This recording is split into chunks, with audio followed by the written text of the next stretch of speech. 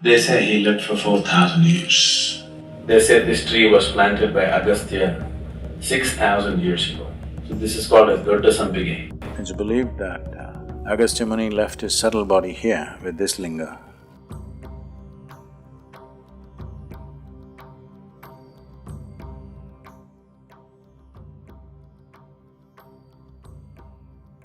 The first transmission of yoga happened on the banks of Kanti Sarovar, about 6 to 7 kilometers beyond Kedarnath. It's called Kanti Sarovar. Kanti Sarovar means a lake of grace. It was named as the lake of grace because it's on the banks of this lake the first yoga program happened, somewhere between 12 to 15,000 years ago. Adiyogi, when he appeared in the upper regions of Himalayas, people gathered in thousands because his very persona was such that it attracted people and everybody sat down. But he said nothing, he closed his eyes and sat. People waited. So he simply sat there for months on end, unmoving. They realized that if someone has to sit like this, he must be beyond his physical nature, otherwise he cannot sit like this. Only 7 people identified this and they stayed back. These 7 people today are referred to as the saptarishis or the 7 celestial sages in India. He gave them a few preparatory steps and said, you prepare, let's see. One day when his attention fell upon them and he noticed they have become like shining receptacles. For one who knows, when he sees such a shining receptacle, he can't keep quiet. He saw these people are really ready, and then he sat down on the banks of Kanti Sarovar and started expounding the science of yoga. To assimilate this science, to assimilate this knowing, and to integrate that into the human form, they went into long periods of hibernation. The most prominent of them, one who is very, very significant for us, the one who chose to travel south, Agastya, or one who is known as agastyamuni, went into his sadhana in a subterranean space. The legends say that he stayed there in the subterranean space in a mode of hibernation for thousands of years. And then when he came out of it, having completely integrated the knowledge as a part of himself and his system, not as a intellectual property, but as a reverberating process of his own human system, he decided to fulfill his mission of going south. And of all the 7, he became the most prominent because of the vigor with which he spread this across the southern part of the subcontinent.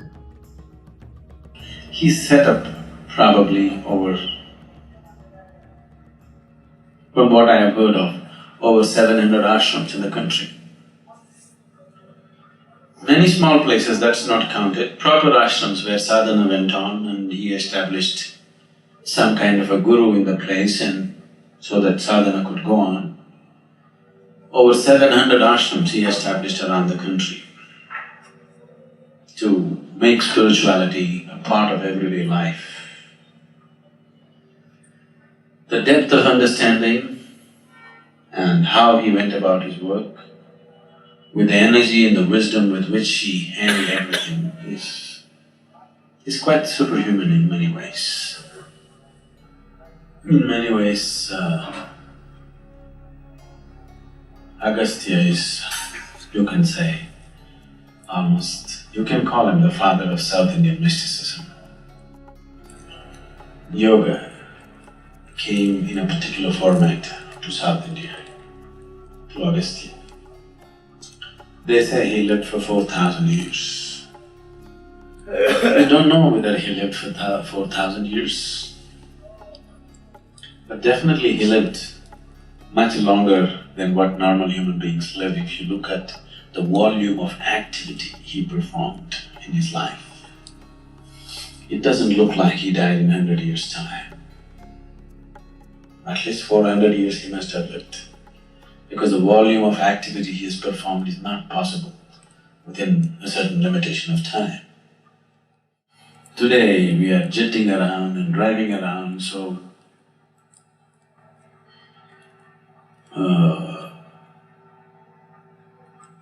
we are able to do so many more things in a short span of time.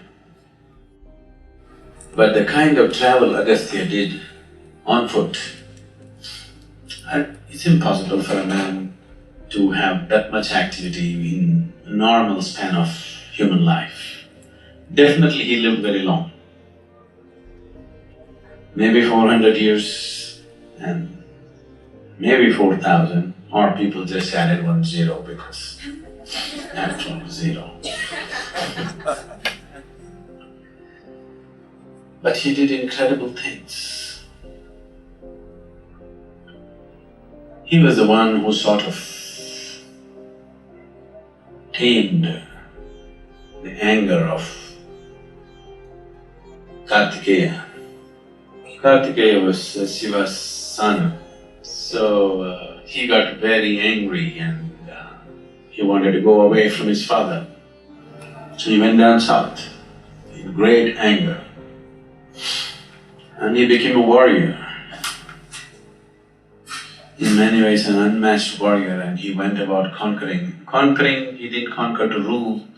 Whatever he thought was unjust, he went about slaughtering. Because he felt his parents have been unjust to him and he wanted to create justice. When you're angry, everything feels unjust, isn't it? Every small thing, you think some great injustice is happening to you when you're angry. So he felt so much injustice in the world, so he found a lot of people to slaughter. So he fought battles and battles and went down south. It was Agastya who made this anger into a means for enlightenment. And finally he found his rest in Subramanya. So for the last time he washed his sword at Subramanya, settled down there for some time and then moved up Kumar Parvat, where he attained Mahasamadhi in a standing posture. So this great art of transforming Kartikeya's anger into a means for his enlightenment was Agastya's work. And all the siddhas of South India, they are very much in the tradition of Agastya. In a way, everything that I do is just a small extension to Agastya's work. He built a colossus of a place, we are just adding one extra room to it.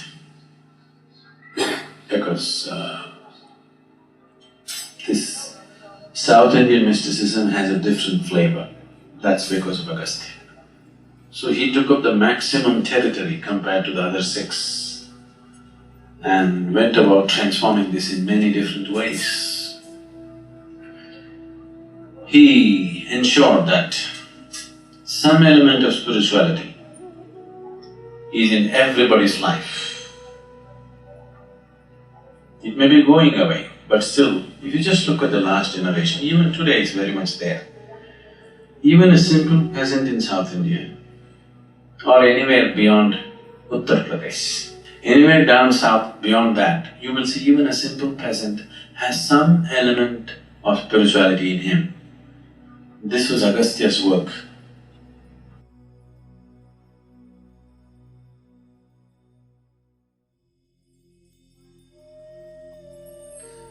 This is an area where Agastyamuni walked.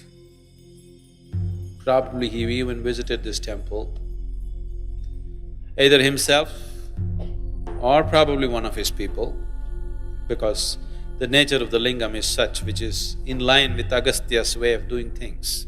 So either it's himself or somebody like him or in his line of duty who have consecrated this linga, which is pure kriya, which is 100% energy work.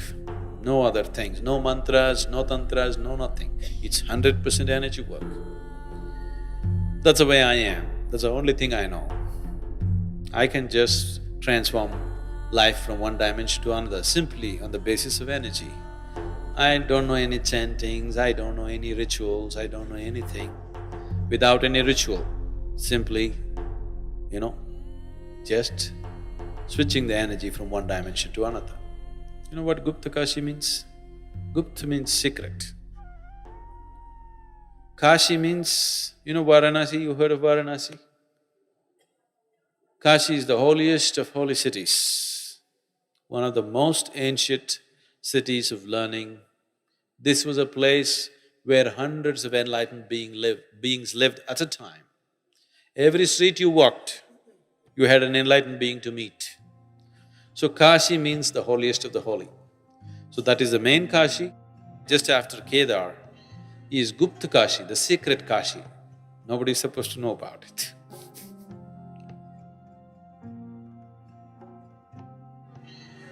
There are a whole lot of stories like this about Agastya's journey down south. When he was going down south, he met Vindhyachal. Vindhyas is another mountain range in India, a much older mountain range than Himalayas. Himalayas is a geologically very young mountain. So Vindhyachal is a much older mountain, among the oldest in the world.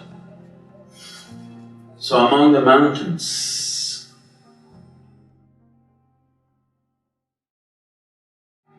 Himalaya was elected as the king of the mountains. So when Agastya was going down south, Vindhyachal was angry and he stopped Agastya and said, how can you do this? How can you make Himalaya the king? He's just a child compared to me. How could you make him the king? Now, Agastya knew when a mountain gets angry, it can be bad. When a man gets angry, it can be pretty bad. When a mountain gets angry, we don't know what he will do. Now, when Agastya sat down, because Vindhyachal was very devout, he bowed down to Agastya. So Agastya said, just stay there. Stay there, I'll go down south and come back. Then we'll look at your issue. So Vindhyachal remained bowed down, waiting for Agastya to come back. Agastya never came back. Next time when he came north, he went the other way, through Jagannath Puri, just to avoid Vindhyachal, so that he remains subdued, that he doesn't erupt as a volcano or something. So Vindhyachal remained he is small because he's bowed down. Himalaya is tall because he's standing up and still growing. Anywhere in the Deccan Plateau if you travel, almost everywhere, you will see in some village somebody will say, this is a cave where Agastya meditated, this is a place where Agastya did this. Of all the places in BR Hills, it's called Piligiri Rangana Betta in Karnataka, in Chamarajanagar district.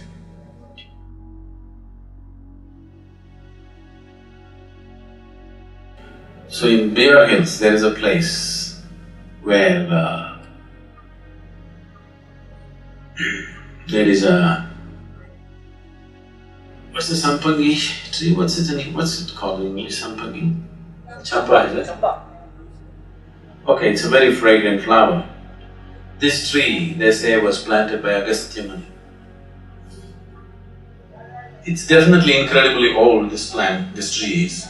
It's become all knotted up and it looks much older than any tree of its kind. They said this tree was planted by Agastya 6,000 years ago. So this is called as Dodda Sampige, because Dodda Sampige means big Sampige. It's so large. And Agastya planted this tree and he stayed there for some time.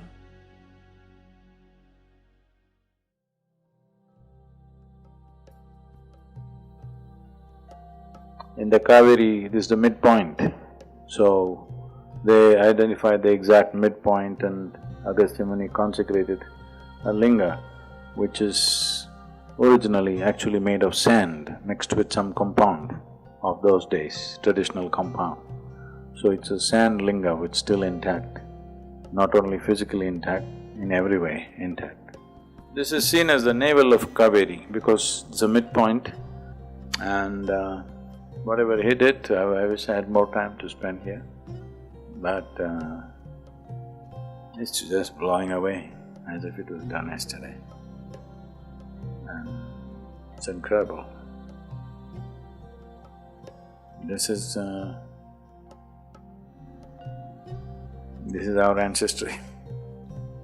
It's believed that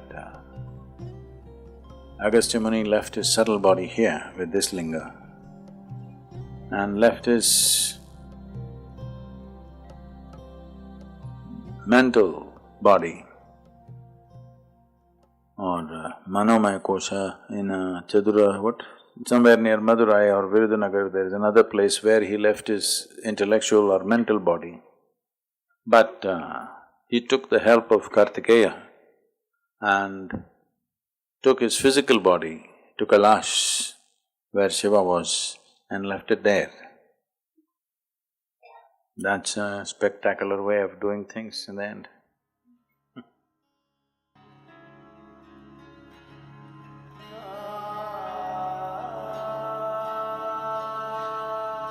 Kailash is like a tremendous spiritual library for me.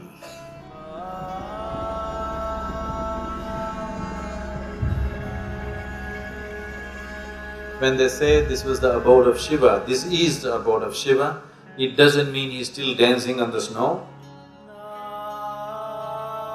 It means that everything that he was is invested in that place. Not just him, everybody else who came. For me, the most significant thing was Agastyamuni. We know invested his energies in Kailash.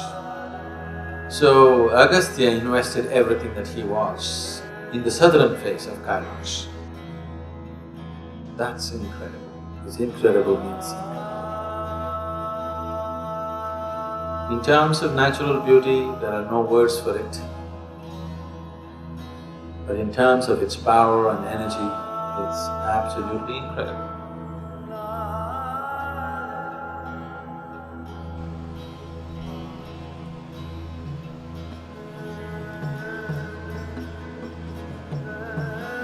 So Agastya is the source of everything that is southern mysticism.